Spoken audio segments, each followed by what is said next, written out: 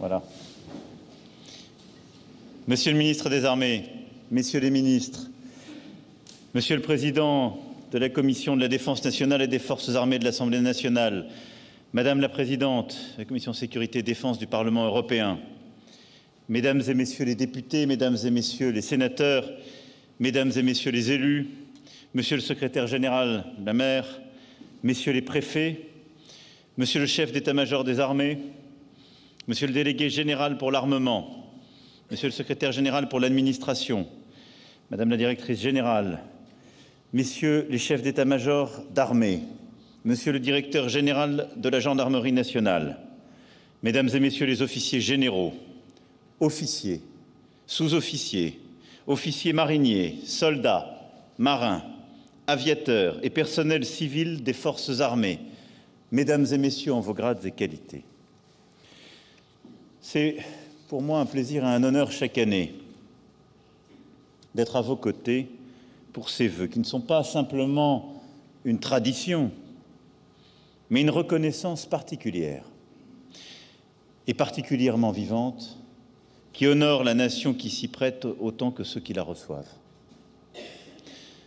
Je suis là aujourd'hui, avant toute chose, pour saluer votre engagement et son caractère singulier au service de la nation.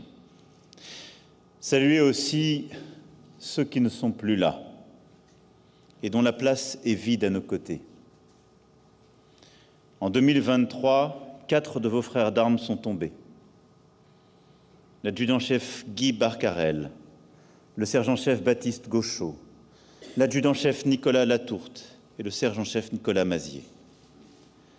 La France leur est éternellement reconnaissante et leur exemple est gravé dans le cœur de notre nation.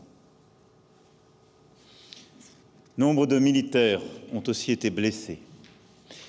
Et de ces sacrifices quotidiens, de ces sacrifices ultimes, la nation est consciente et je serai inlassablement sa voix pour en porter la mémoire, pour saluer chacune et chacun et penser à leurs familles, à tous.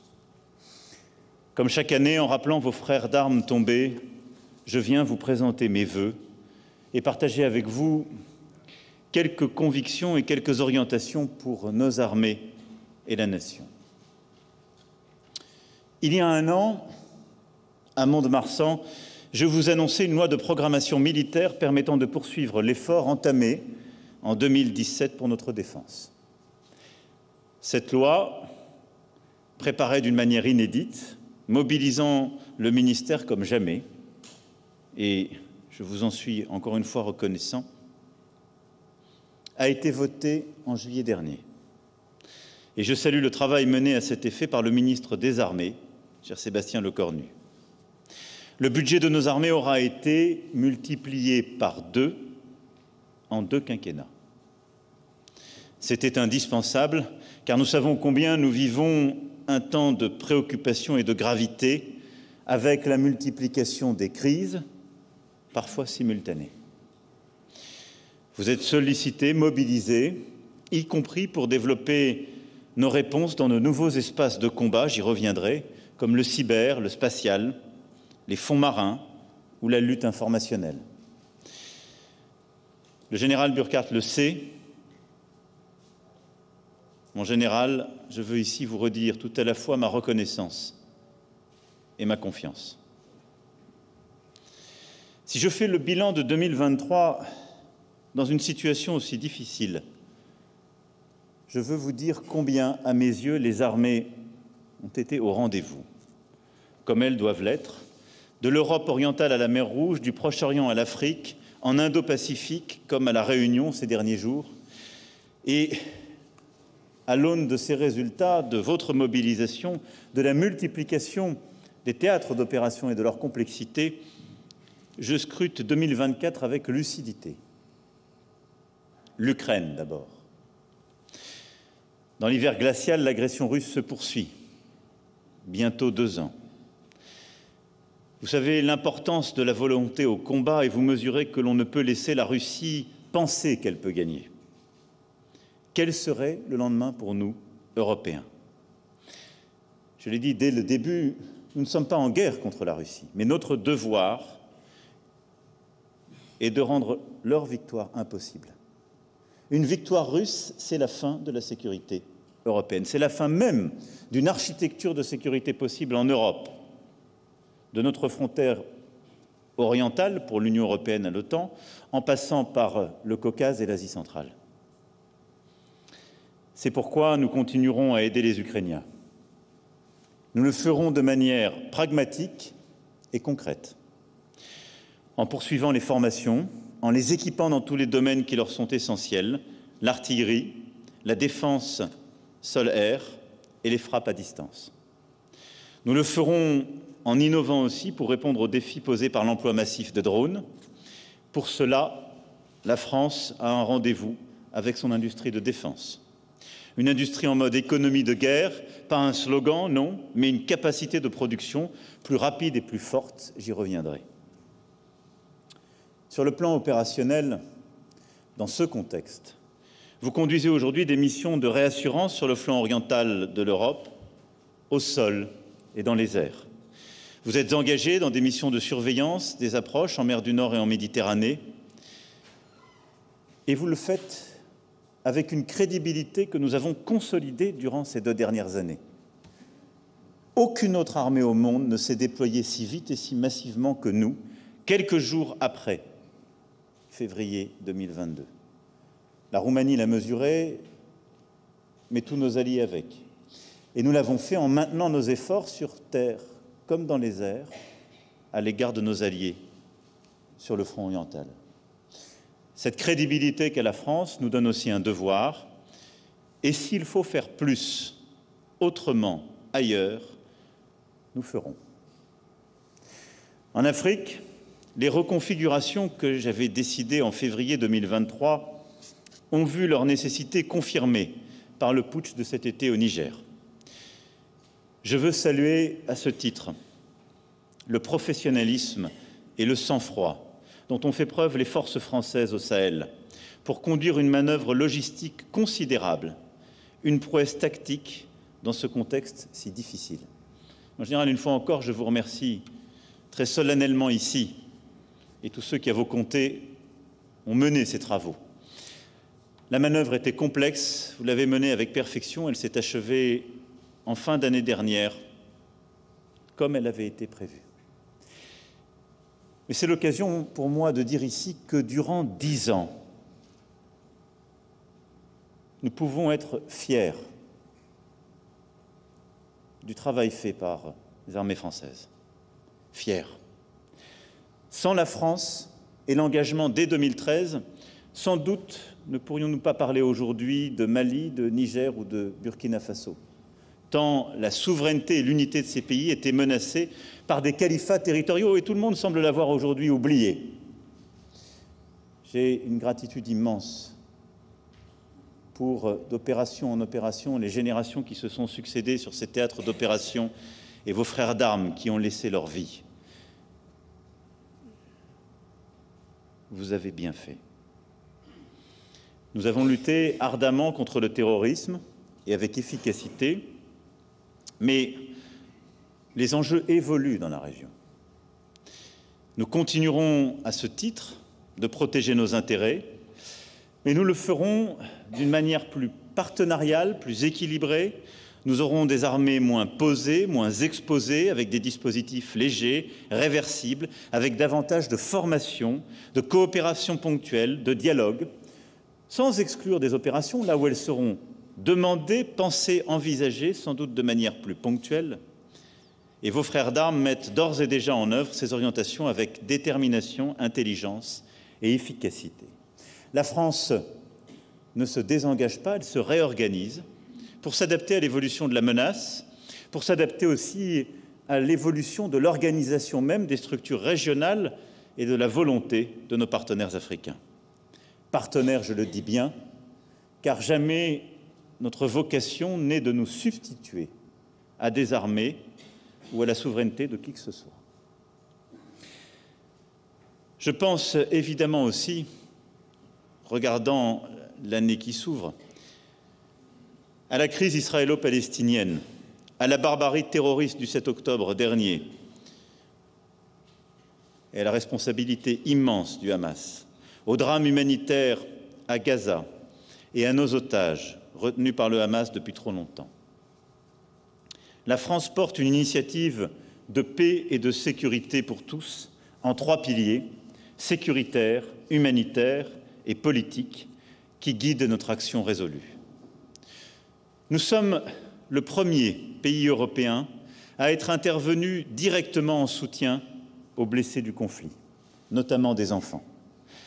Le porte-hélicoptère amphibie Dixmude a permis de prendre en charge à bord plus d'1 millier de Palestiniens et d'apporter des soins à plus de 120 blessés graves. Nous avons, grâce à l'Égypte, pu acheminer un fret humanitaire indispensable. Avec la Jordanie, nous avons réalisé il y a quelques jours un parachutage d'aide directement dans Gaza. Nous envoyons des médicaments pour les otages en lien avec le Qatar et nous allons poursuivre ces actions. Aucun autre pays occidental n'a eu une telle intensité, tant de partenaires opérationnels sur le terrain et une présence si visible qui non seulement nous permet de jouer notre rôle à l'égard des populations civiles, mais donne aussi à la France un crédit diplomatique essentiel pour construire la solution politique que j'évoquais. Ces actions, nous allons donc les poursuivre. La population civile de Gaza en a un besoin vital et toute la région continuera d'organiser des actions et sait pouvoir compter sur nous. Dans ce contexte régional, plus de 700 de vos camarades sont engagés en ce moment même au Liban, au sein de la FINUL. La France agit pour éviter que le feu ne se propage dans ce pays ami où l'histoire nous donne, nous le savons tous ici, une responsabilité toute particulière.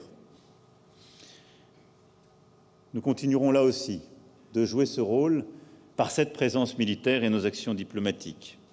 En mer Rouge, la France défend par des actes la liberté de navigation dans une zone où les enjeux stratégiques sont majeurs. La FREMM Languedoc a ouvert le feu contre les missiles et drones Houthis, signe d'une détermination sans faille. Cette présence, là aussi, nous l'avons marquée tôt, nous la maintenons au moment même où je vous parle. Elle est efficace, mais elle se fait dans un cadre que la France, de manière souveraine, décide, sans alignement facile, sans déclaration trop rapide. Je n'ignore pas non plus, évoquant encore une fois les mois qui viennent, les tensions en Indo-Pacifique, qui nous concernent directement, car nous en sommes une nation à part entière. Depuis 2018, nous avons posé et exposé une stratégie pleinement assumée, nous l'avons construite, de l'Australie à l'Inde, au Japon, en passant par les Émirats arabes unis, nous l'avons démultipliée, nous l'avons ensuite démultipliée avec nos partenaires européens, mais nous l'avons aussi consolidée, si je puis dire, ancrée dans nos propres territoires. En me rendant en Nouvelle-Calédonie, j'ai pu voir à l'œuvre cette stratégie, rencontrer la mission Pégase de l'armée de l'air et de l'espace, et celle-ci a démontré notre capacité à déployer en 48 heures des avions de chasse jusqu'en Océanie, a montré que la souveraineté française s'exerce partout. 2024 nous verra maintenir sans faiblir la protection de nos outre-mer et nous ferons face aux responsabilités qui incombent à la grande nation que nous sommes. Je vous épargnerai ici une énumération exhaustive. J'aurais pu évoquer les Balkans, l'Arménie, qui mobilisent notre attention et ont conduit à rehausser notre posture et à faire des choix historiques, en particulier en ce qui concerne l'Arménie que je viens d'évoquer. Chaque fois, la consolidation de nos alliances, la recherche de partenariats ne cesseront de guider notre action en Europe, avec l'OTAN et l'Union européenne, mais aussi par des partenariats stratégiques, notamment outre-mer, comme ceux noués avec succès lors de la réunion des ministres de la Défense du Pacifique Sud à Nouméa en décembre dernier. Format inédit où la France fut la puissance invitante et qui nous a permis de démultiplier des partenariats interarmés en Indo-Pacifique. Je pense enfin à la sécurité de notre territoire, toujours. Ici, à Cherbourg, on sait bien ce que la sécurité de nos approches signifie. Nous étions avec le Prémar il y a un instant et le SGMR. Et je veux aussi dire un mot pour ceux qui assument sous l'autorité du Premier ministre des missions difficiles dans le cadre de l'action de l'État en mer.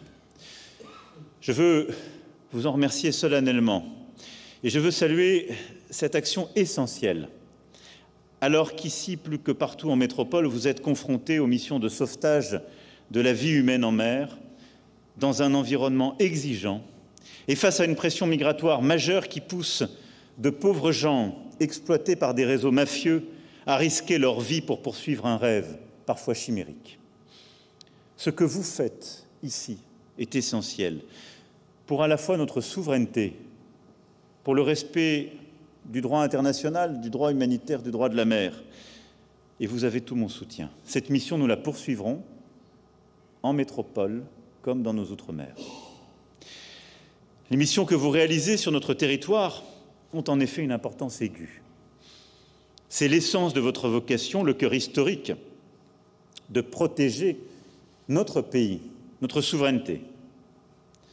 Ce sont des missions nobles que de tenir les postures permanentes de dissuasion, mais aussi de protection dans les airs, dans toutes les zones maritimes et ici en Manche-Mer du Nord. C'est aussi une mission éminente que celle de l'opération Sentinelle, car la menace terroriste, nous le savons, reste présente. 2024, je le disais à nos compatriotes il y a quelques jours, sera une année de fierté avec l'accueil des Jeux olympiques et paralympiques à Paris, à Marseille, en Polynésie. Et nous le savons, je pense qu'il faut aider. Je vais m'interrompre pour qu'il puisse y avoir une intervention. Attendez. Bien.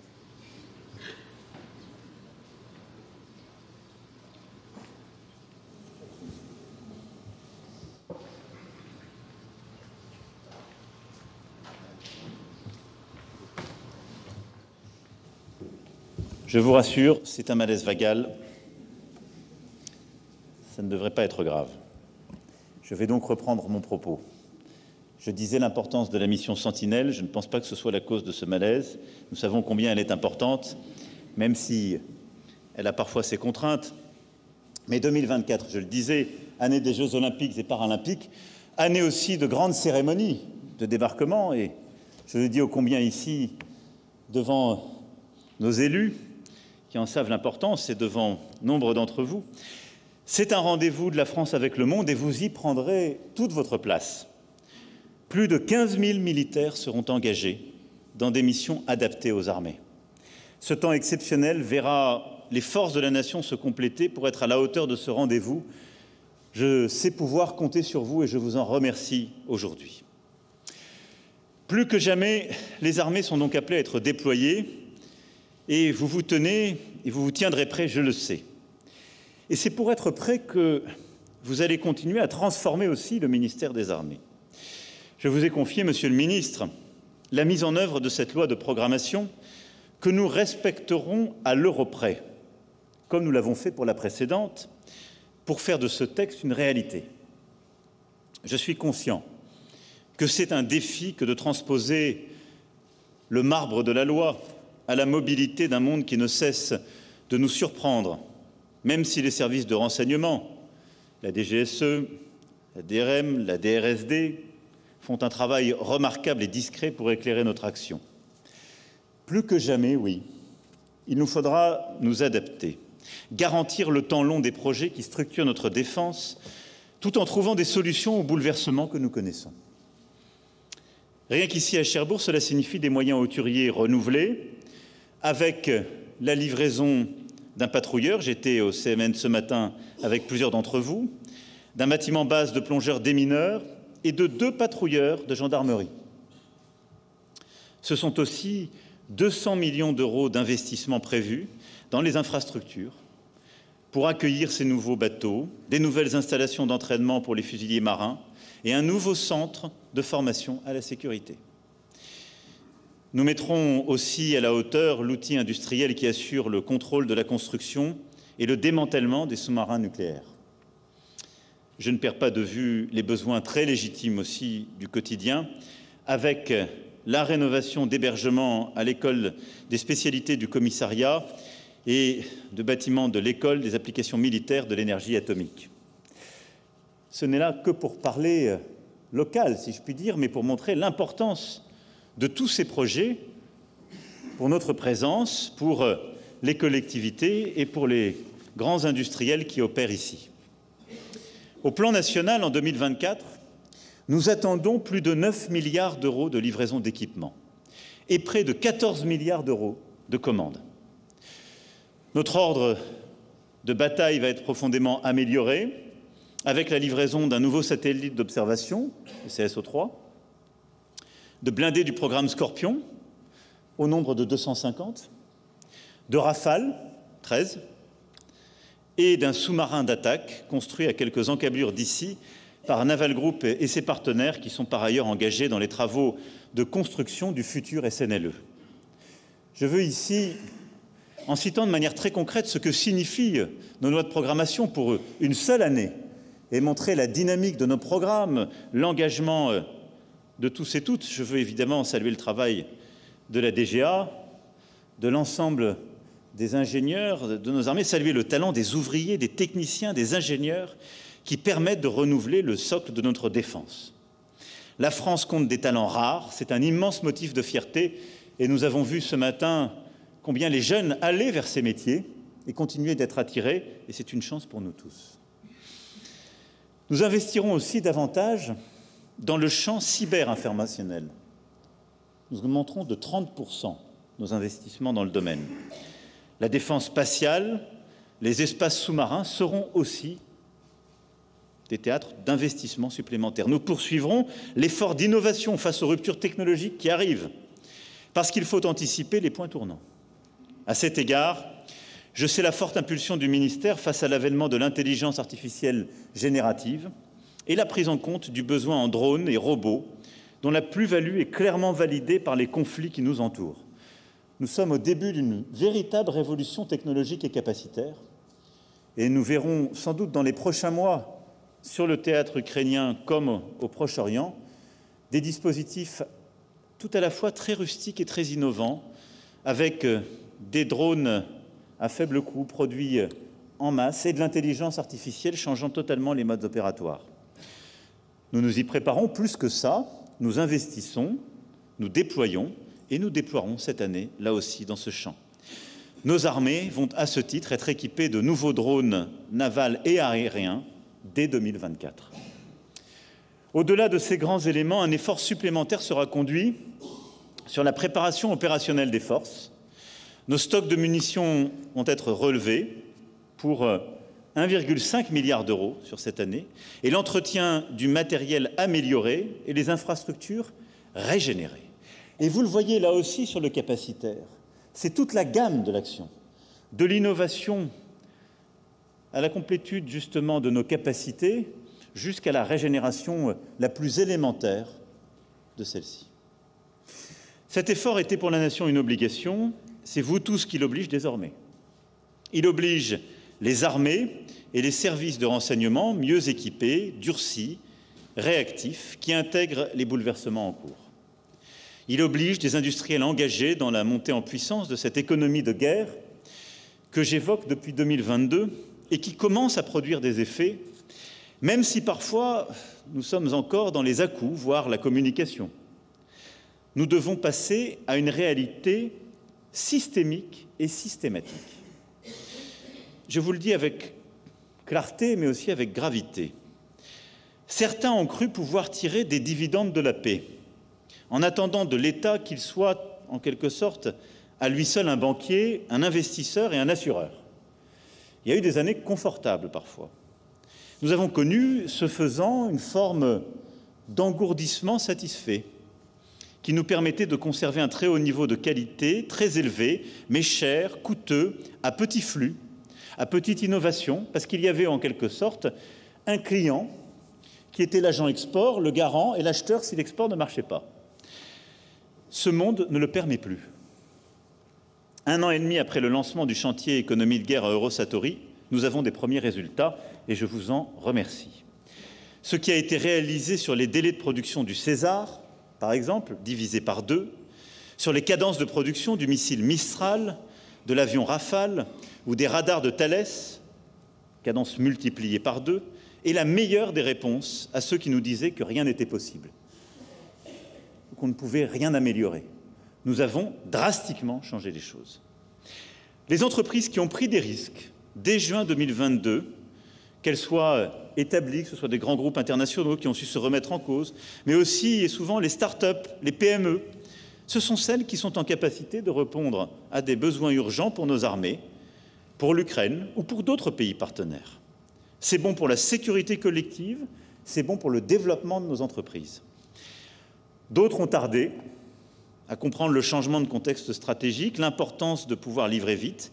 Elles ont, depuis 1 an et demi, manqué parfois des contrats, et je le regrette. Mais ce qui est attendu de chacun, c'est au fond de gagner en rapidité, en volume, en innovation, et de savoir différencier les choses et de gagner aussi, partout où c'est nécessaire, en rusticité, de savoir faire de la série longue et de sortir d'un temps où les spécificités se redéfinissaient chaque année pour pouvoir monter les prix, mais ce faisant, gagner en lenteur. Nous devons amplifier la transformation commencée. Je demande à chaque patron d'être totalement concentré sur les enjeux de production et d'approvisionnement. Il ne faut plus jamais se satisfaire de délais de production qui s'étalent sur plusieurs années. Il faut que le pilotage des chaînes de sous-traitance, composées de centaines de PME formidables, soit précis et puissant, tout en réduisant les dépendances qu'on ne souhaite plus avoir. C'est tout l'enjeu du chantier de relocalisation qui participe de ce travail. Cette culture de la production doit irriguer toute l'industrie de défense et bien sûr la DGA qui est chargée, sous l'autorité du ministre, de piloter notre BITD. Pour les équipements de notre défense, cela signifie également la mobilisation des dirigeants et des équipes sur l'efficacité et la performance pour changer de paradigme. Il s'agit maintenant de répondre en boucle courte aux besoins de nos armées, comme ceux de nos alliés et partenaires qui sont aujourd'hui au front. Le pilotage par les délais est vital. Il ne faut plus compter en années, mais en mois et semaines. Le choix et la maîtrise des coûts est un impératif. Les coûts de chaque composant acheté, de chaque heure facturée, de chaque taux horaire doivent être pilotés et non subis. Et si le devis est trop élevé à cause de spécifications ou d'attentes déraisonnables, c'est votre devoir de citoyen que de le dire, car chaque euro de la LPM doit être un euro utile. Et de le faire en lien étroit avec nos armées, qui sauront, au regard de leurs besoins des théâtres d'opération, nous aider à cette adaptation permanente. Les grandes aventures sont collectives. Et en matière d'économie de guerre, l'avenir passe là aussi par des alliances et des partenariats. Je pense au premier chef à notre Europe, qui doit plus et mieux constituer le cadre stratégique de la base industrielle et technologique de défense. Ceci doit nous conduire à avancer. Nous avons beaucoup progressé ces dernières années. Un fonds européen, des programmes, mais il nous faut aller vers plus de standardisation. Pour ne pas la subir, il faut la penser, l'organiser, au fond, la mener. Mais nous avons aussi d'ores et déjà des programmes importants et des alliances avec plusieurs Européens. CAMO, partenariat auquel nous tenons ô combien avec nos amis belges, le SCAF, avec nos partenaires allemands et espagnols, et MGCS, avec nos partenaires allemands, italiens et tous ceux qui souhaiteront le rejoindre en Europe. Je mesure combien, dans ce contexte, l'État doit également agir et penser en mode économie de guerre. J'ai exprimé très clairement mes attentes au nouveau gouvernement. J'attends un effort pour libérer les énergies, réduire les contraintes qui pèsent sur ceux qui entreprennent, éliminer les sédiments accumulés par des années d'atonie. C'est là aussi un impératif. Et il nous faut, dans tous les domaines, revoir les lenteurs, les délais, les procédures, les revisiter pour gagner en efficacité. Mais au-delà de ce qui nous attend pour 2024, de ces grands théâtres d'opération, au-delà de cette économie de guerre et de ce que nous allons déployer de capacités et de grands projets, le plus important, et je vous le redis avec solennité et constance, tout particulièrement en ce début d'année, c'est l'engagement des femmes et des hommes dans nos armées, avec ce qu'il implique de force morale. C'est presque une évidence que de l'énoncer, mais je le dis ici à Cherbourg, où sont formés des femmes et des hommes chargés de la plus radicale et de la plus métaphysique des fonctions stratégiques, notre dissuasion. Ces forces, vous en avez besoin pour l'accomplissement de vos missions. J'y veille donc, car c'est bien le chef de l'État qui est garant de la cohérence de la condition militaire. Force morale est ce que j'attends de vous, mais va avec la singularité de votre engagement, sa militarité. Et c'est pour cela qu'il me revient que le HCECM, chaque année, puisse conduire ses travaux et que ces derniers soient scrupuleusement suivis. J'ai tenu à marquer les 50 ans du Conseil supérieur de la fonction militaire aussi en 2020. Et le modèle d'appréciation de la condition militaire et de concertation est pertinent, il est écouté et entendu. Il permet, dans un contexte de tension sur la fidélisation, de mieux comprendre les sujétions comme la mobilité, d'améliorer les conditions de travail et de vie, de dynamiser, d'individualiser les parcours professionnels, de veiller à la famille, d'assurer une juste rémunération, sans décrochage. Comptez sur moi pour rester attentif aux signaux, aux messages des chefs militaires qui portent vos préoccupations, aux études et aux analyses indépendantes du HCECM, aux réflexions des conseils veillant sur la fonction militaire.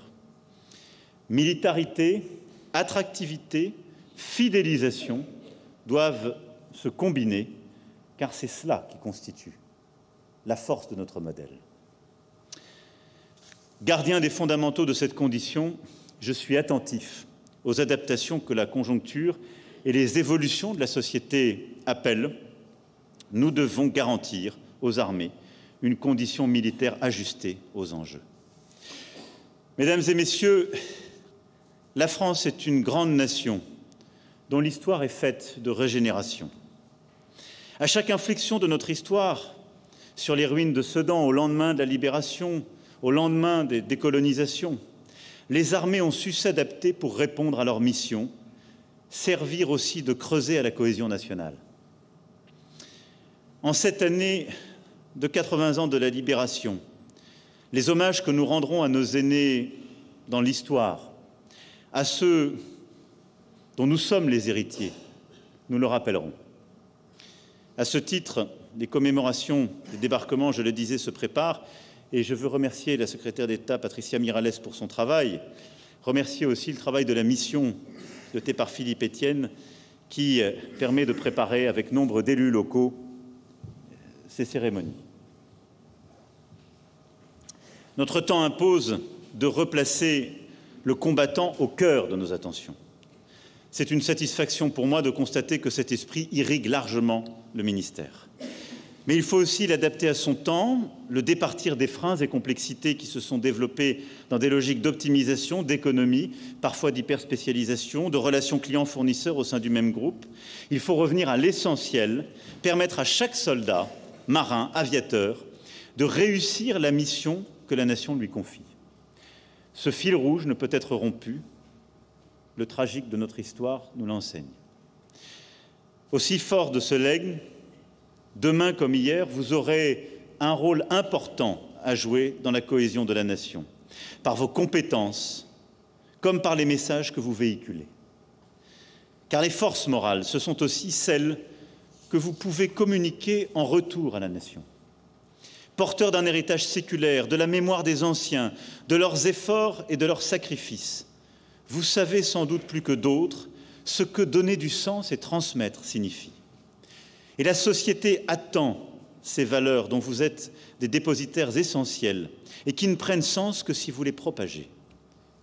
Je pense en particulier à la capacité des militaires à enrichir le service national universel qui connaîtra une impulsion importante dans les semaines à venir. C'est un impératif pour consolider une société déterminée à faire face à son destin dans un monde et dans une société où les forces centrifuges se renforcent. Les combats ne sont pas ceux du passé. La force d'âme des Français doit perdurer et perdure avec vous je le sais. Vos pavillons, vos fanions, vos étendards flottent sur le monde. Ils sont aussi les bannières d'engagement et de service auxquels les Français pourront toujours se rallier. Et donc votre rôle, l'inspiration, votre participation au SNU, l'importance de la réserve, tout ce que nous avons déployé de mobilisation pour lesquelles nos armées jouent un rôle essentiel, sera déterminant pour les années à venir. Soldats, marins, aviateurs, personnel civil de la défense, industriels, dans la confiance, je vous souhaite, je nous souhaite, une année 2024 de résolution, de détermination et de fierté. Fierté qui, j'espère, est la vôtre, de servir la nation. Fierté, je vous le dis encore une fois aujourd'hui, qui est la mienne, d'être là devant vous et d'avoir cette responsabilité éminente que les Français m'ont confiée. Fier de vous et de ce que vous faites. Vive la République, vive la France.